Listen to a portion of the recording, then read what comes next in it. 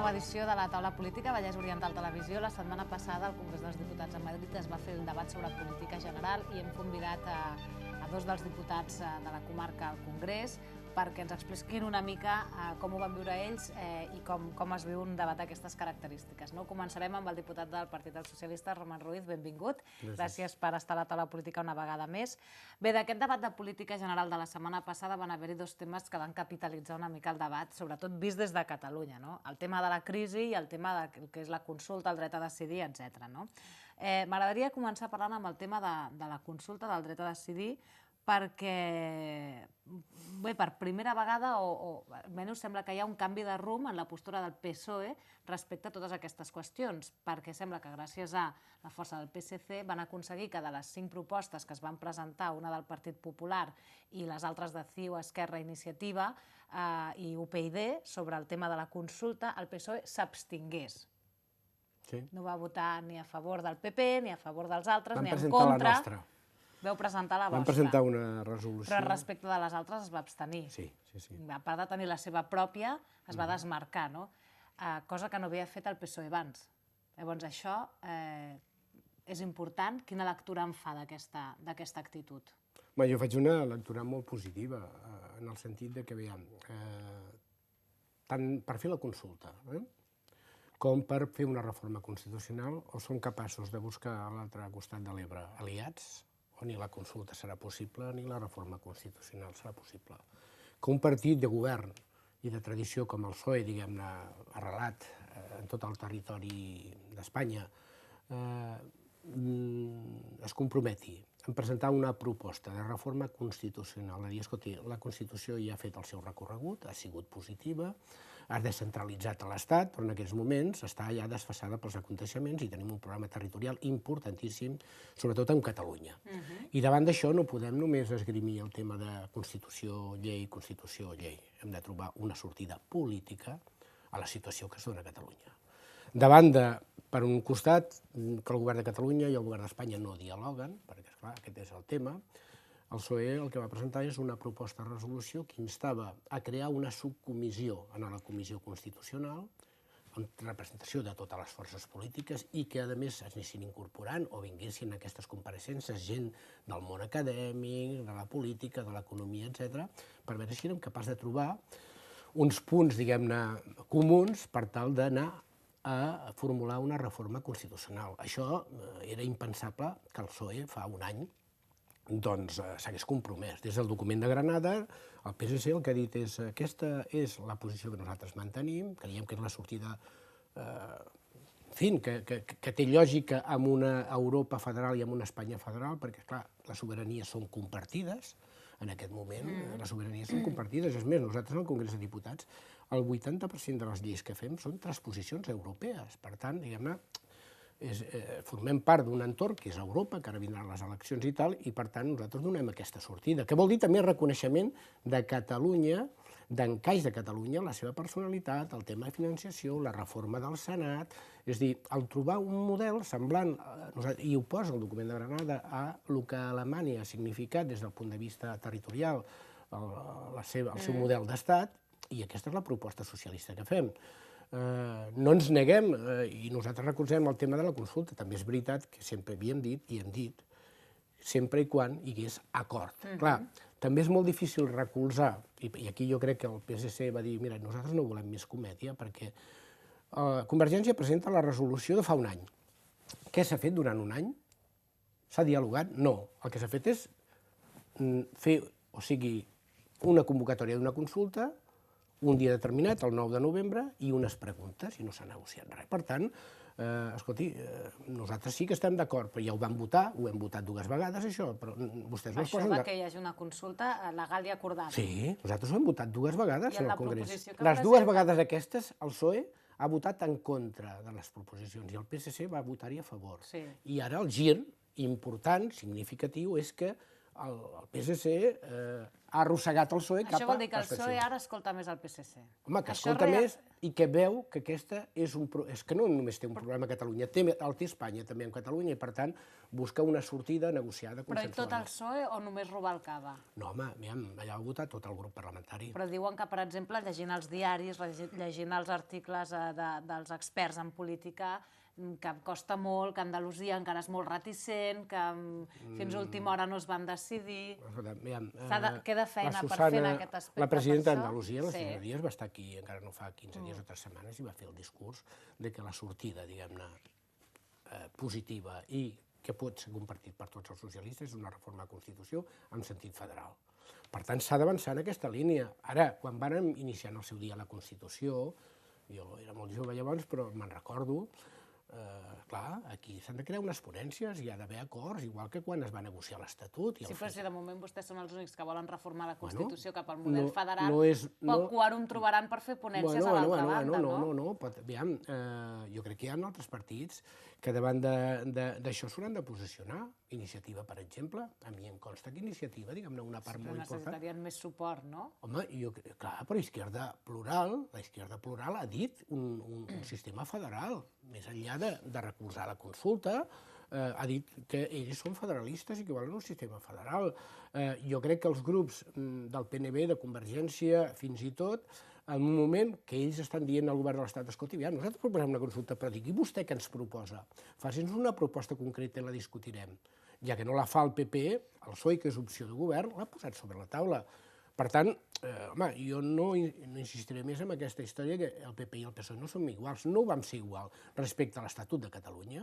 Ells recollien firmes contra l'Estatut i nosaltres l'aprovàvem, i no som igual respecte a la problemàtica que avui té Catalunya a Espanya. Aquest canvi de rumb del PSOE reforça també el lideratge de Pere Navarro i desdiu tots aquells que han qüestionat el seu lideratge durant aquest temps que porta al capdavant del PSC? Mira, el Pere Navarro, davant del tema aquest, jo només diré 3 coses que a mi em semblen importants. 2, que per primera vegada, sent ell el primer secretari, s'ha votat diferent al PSOE, cosa que no havia passat en els 30 i pico d'anys, per, diguem-ne, ordre expressa de la Comissió Executiva i del primer secretari.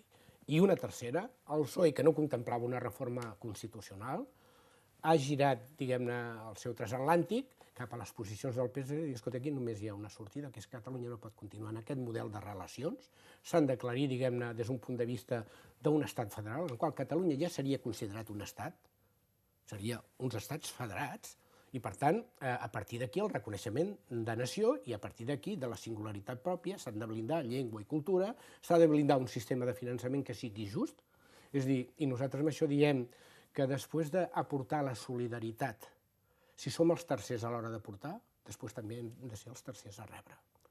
I per tant aquest és un problema que han vingut reivindicant tots els governs, el govern tripartit va reivindicar això i és el model que nosaltres defensem. El tinc aquí per primera vegada des que hi ha data i pregunta, tot i que vostès estan per una altra via. Què li sembla aquesta pregunta doble resposta? Jo crec que no és inclusiva, ho he dit per una qüestió, perquè aviam, perquè sigui inclusiva, és dir, haurien de fer com a mínim 3 preguntes, no? Una, vostè vol independència, vostè és federalista, per dir alguna cosa, vostè vol l'estat de les autonomies, vostè vol un estat centralista, i aquí, diguem-ne, una mica com surten a les enquestes que s'han fet de la societat catalana, es demostraria que hi ha molta gent que vol la consulta, que vol manifestar-se, però també molta gent que votaria en contra de la independència. Llavors, esclar, si vostè ha votat la primera, que vol ser un estat, pot votar la segona. Però si no vota la primera, no pot votar la segona. No sé, aviam, és un embolic. És a dir, les coses són més fàcils. Vols una pregunta inclusiva? No sé si nosaltres hauríem estat d'acord si no es negocia a Madrid. Però si realment és una pregunta inclusiva, m'has de donar a mi la possibilitat que digui que jo vull un estat federal, no un estat independent.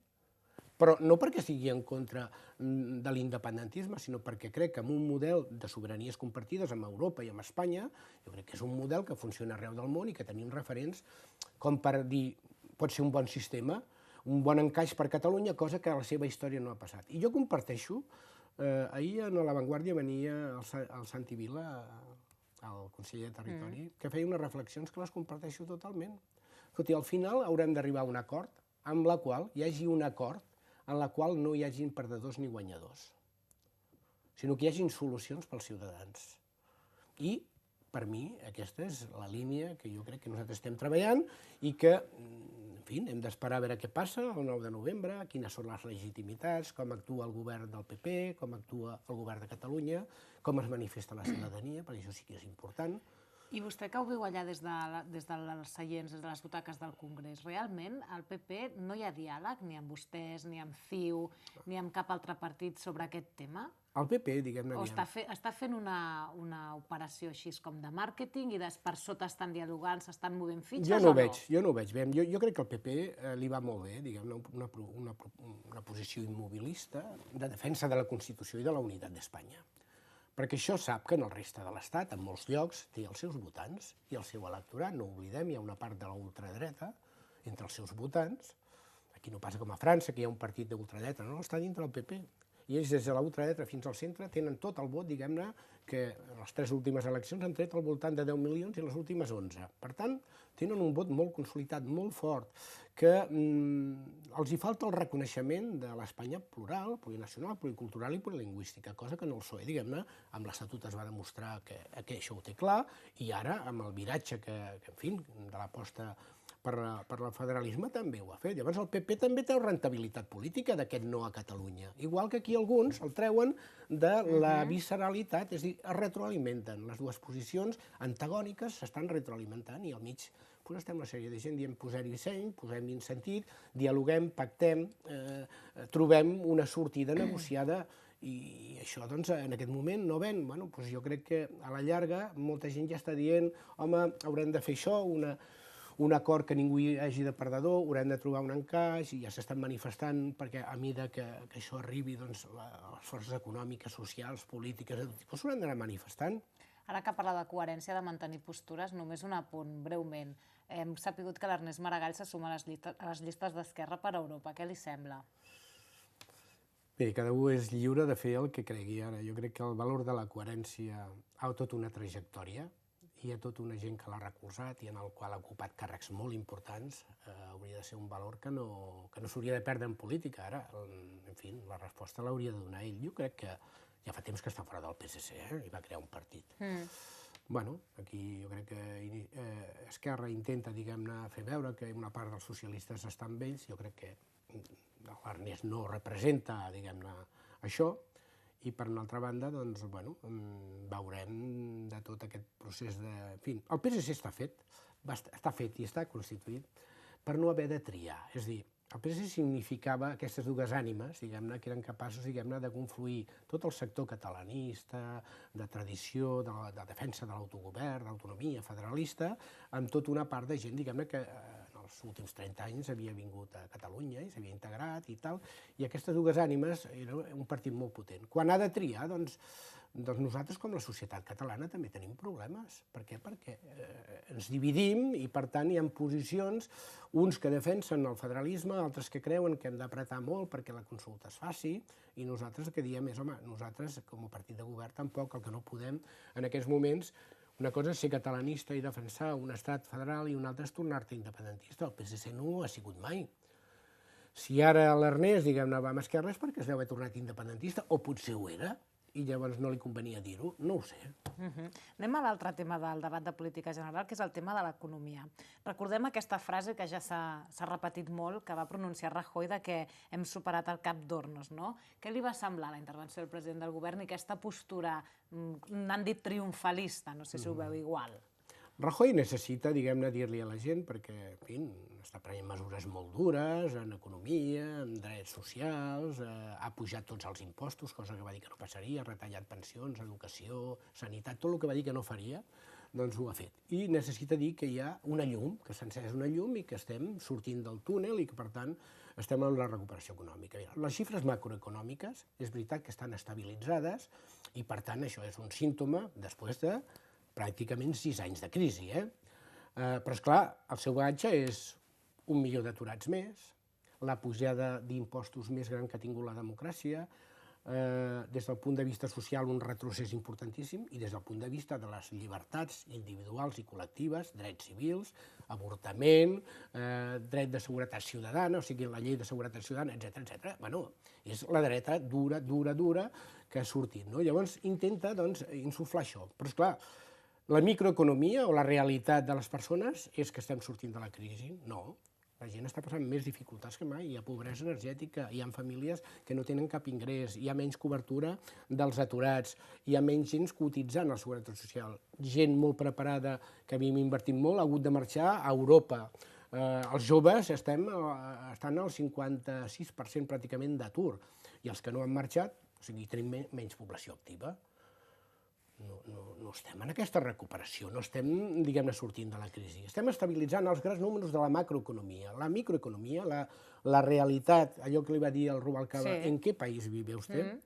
Si això doncs, ho preguntem a la gent és molt escèptica i viu en un altre país perquè viu amb els seus problemes. Però aleshores aquesta postura és que realment no veuen la realitat o, com deia abans, és una operació, mirem cap a una altra banda i distraguem l'atenció? Jo crec que és una posició de màrqueting i de voler il·lusionar la gent amb una dient, escolta, això ja comença. Miri, ara ja no hi ha més aturats. Home, el que hi ha és menys demanda, però hi ha des que ell va arribar hi ha 1.100.000 persones menys cotitzant a la Seguretat Social. I com que han baixat els salaris pràcticament a tothom, perquè ara tothom cobra menys, i el que estan fent és la reforma laboral, oferir ocupació temporal de 500-600 euros, es cotitza menys a la Seguretat Social i es posa en risc també el tema de les pensions universals. El problema és que, clar, tu tens empleus de menys qualitat, que guanyen menys la gent, que cotitzen menys, i a sobre una part important apostes per sortir de la crisi amb una política de salaris baixos. No a base d'apostar per l'I+D, per un nou model productiu, s'han carregat les energies verdes, s'han carregat tot el que en aquest país podia donar-li sortida de valor afegit. La indústria, diguem-ne, doncs ells no estan fent política industrial, un pla de política integral industrial que agafi tots els components, la indústria tradicional i les noves, tampoc l'han posat sobre la taula. I aquesta ocupació que diuen que creixerà un 1%, que creixerà l'economia un 1% i que es crearà ocupació, quina mena d'ocupació serà, a part de salaris baixos i temporals, en quins sectors preveuen que creixerà l'economia? Ells el que estan fent és pràcticament oferir, diguem-ne, la possibilitat de que la gent contracti a hores, a dies, a mesos, el que faci falta, amb uns salaris en els quals s'ha encarregat la negociació col·lectiva. Per tant, aquesta ocupació, o sigui, el que valdria la pena és analitzar que cada vegada hi ha menys treballadors fixos. I el que està creixent és la temporalitat i la capacitat de poder contractar per migdia, per una hora, per 5 dies, és a dir, clar, això no dona cap tipus d'estabilitat. I al mateix temps, si no hi ha negociació col·lectiva a les petites empreses, escolti, com que estan baixant els salaris, l'altre dia alertaven que els salaris havien baixat una mitja d'un 10%, que és molt. I abans els mileuristes deien, aquest és un mileurista, avui quasi és un privilegiat. Els salaris que estan oferint a la gent jove molt preparada són de 700, 800 euros, 600, 500... I les mesures aquestes de benefici fiscal per a les empreses que contractin, la tarifa plana de 100 euros o, per exemple, els salaris aquests baixos que no tributaran, això ho veuen bé o no? Nosaltres veiem, el que creiem és que tot el que sigui d'habilitar, és a dir, aquí s'han de fer dues coses que jo crec que és important. Ells, amb això, el que volen dir és, creem ocupació. Quina és la qualitat d'aquesta ocupació? Quina és la qualitat i quin és el futur d'aquesta ocupació? Perquè, clar, si el que diem és que rebaixem les cotitzacions socials i llavors el que fa és que la guardiola de les pensions que va deixar el govern socialista, aquesta era una bona herència, que els hi va deixar prop de 70.000 milions, ja se n'han gastat 25.000 per poder pagar les pensions. Si cada vegada hi ha menys recaptació, al final el que posem en risc és el sistema. Llavors, jo crec que el que s'ha de fer, en aquest cas, és, es pot ajudar les empreses, que hi hagi una cotització, si estem al 37, la cotització d'abans de la Seguretat Social sobre un empleat, però no anar a una tarifa plana que el que farà serà que les ocupacions que ara són fixes i que paguen i que cotitzen fortament, amb els EREs això anirà menys i, per una altra banda, tot aquest empleu precari de baix nivell i tal anirà incrementant, amb la qual cosa el dèficit es anirà incrementant i, per tant, estem posant també el risc del sistema de pensions. No ho veiem clar. I escoltava que des d'Europa també demanaven que hi hagués diàleg amb sindicats i empresaris. És que és fonamental. En aquest país no hi ha diàleg i, per tant, estem com una mica... Aquí hauríem de fer un pacte de rentes. És a dir, més que això ja es va fer. O sigui, en tots els països europeus el que hi ha hagut és un acord, diguem-ne, entre el món empresarial i els representants i tal, d'arribar a un pacte de renta. Escolti, vostè guanyis la vida, jo li facilitaré la possibilitat de que vostè sigui un inversor, que tingui seguretat, però vostè m'ha de garantir que hi haurà un repartiment de rendes.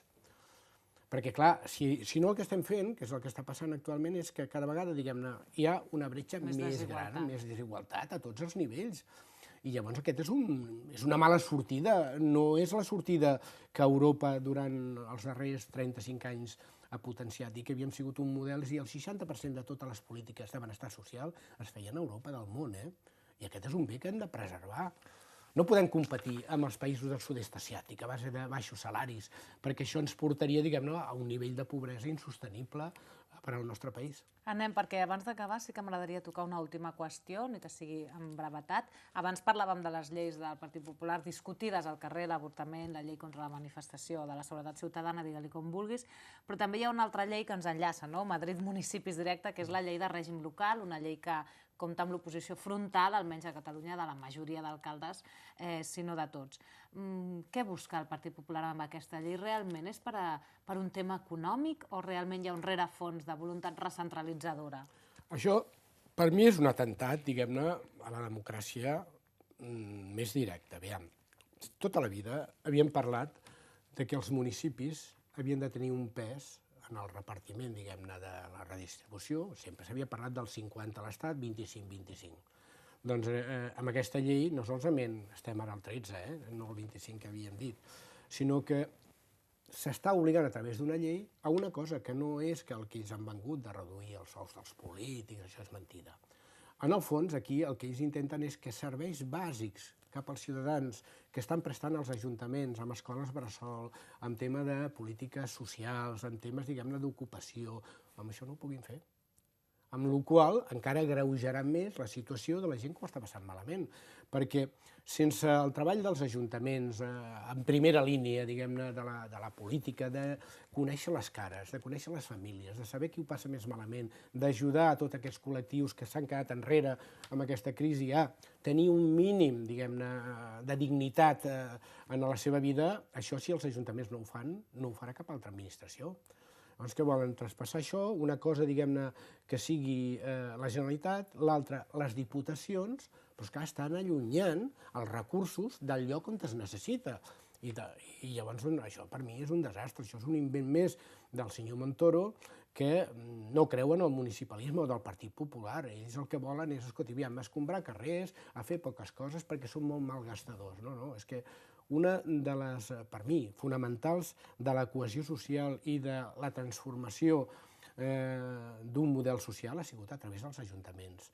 Els ajuntaments són la peça clau quan la gent té un problema. El primer que fa és anar a l'Ajuntament del seu poble a veure si li poden solucionar. Per tant, al revés del que hauria de passar, que és cessió de competències dels governs autonòmics i inclús de les diputacions cap als ajuntaments, doncs aquests senyors ho volen fer a l'inrevés. Tenen tota l'oposició en contra, Ara es presentarà, ara hi ha moltes mocions que s'estan discutint als ajuntaments i es anirà al Tribunal Constitucional perquè creiem que és anticonstitucional. A més, un retrocés amb drets i amb el dret, sobretot, i amb l'autonomia municipal. Pot ser que el PP corregeixi abans que això arribi al Tribunal Constitucional? Els seus alcaldes no estan gens d'acord. Aquí hi ha hagut, diguem-ne... Aquí hi ha alcaldes del PP en contra d'aquesta llei, molta gent en contra d'això, perquè és una bestialitat. Una altra cosa és que determinades diputacions en llocs, diguem-ne, en fi, no és el cas de la Diputació de Barcelona, per exemple, que nosaltres coneixem més, que ha sigut, diguem-ne, una redistribuïdora de recolzament a les polítiques socials, a les polítiques d'inversió, a les polítiques de serveis. Clar, no sé si en algun altre lloc això no és possible, però, clar, també alguns diuen, home, és que si ens traieu la Diputació a municipis de 200, 300... Vull dir, aquí això pot funcionar amb aquestes dimensions de municipis molt dispersos, de 200 o 300, que hi hagi un organisme, però jo no crec que pugui funcionar dintre d'unes àrees importants com, en fi, Madrid, Barcelona o les grans províncies d'Andalusia, a més, perquè és bàsic que els municipis es reforcin per sortir també de la crisi. Perquè el govern també aquí té una cosa equivocada, que és que pensa que les relacions internacionals, el de captar inversions i tal, és una missió del govern central. Això és una gran equivocació. Això és una missió del govern central, de les comunitats autònomes i dels municipis que siguin capaços d'atraure inversió i de donar qüestions atractives que faci que el seu municipi, des del punt de vista econòmic i social, també avanci. És una filosofia, com deies tu, de recentralització, però al mateix temps, sobretot, amb un estat, diguem-ne, com l'espanyol, que jo crec que és multis, i aquí tenim 5 nivells d'administració a Catalunya, jo crec que també és excessiu, perquè hi ha el govern de l'Estat, el govern autonòmic, les diputacions, els consells comarcals i els ajuntaments. Home, amb els ens locals busquem-hi, diguem-ne, una reflexió. Busquem-hi una reflexió. Potser doncs, a altres països hi ha 3 nivells, el local, l'estatal i el federal o l'autonòmic. Busquem, però no a canvi de treure-li competències als ajuntaments, sinó al contrari, de reforçar-ho. Molt bé, en parlarem un altre dia perquè ja no tenim temps de parlar-ne d'això. Moltes gràcies, Roman Ruiz, per venir a contar la taula política i fins la pròxima. Vinga, gràcies.